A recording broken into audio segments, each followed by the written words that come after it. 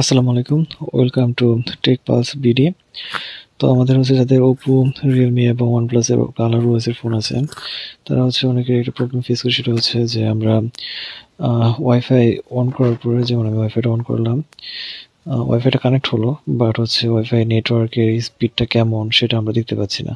তো সেক্ষেত্রে যা প্রবলেম হয় সেটা হচ্ছে যে আমরা অনেক সময় যেই নেটওয়ার্ক ইউজ করি সেটাতে হচ্ছে ইন্টারনেট থাকে না। তো সেটা আমরা বুঝতে পারি না যে এমবি আছে কি, ইন্টারনেট চলতেছে কি চলতেছে না, বা বিভিন্ন রকম সমস্যা ফেস করি, বা কত স্পিডে চলতেছে।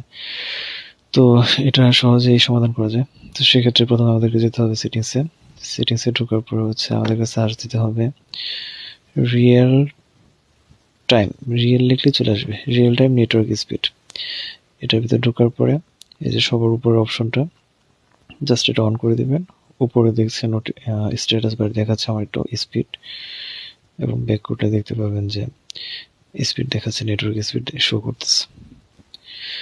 ওকে, এরকম আরো ইনফরমেটিভ ভিডিও পেতে সাবস্ক্রাইব করে পাশে থাকুন।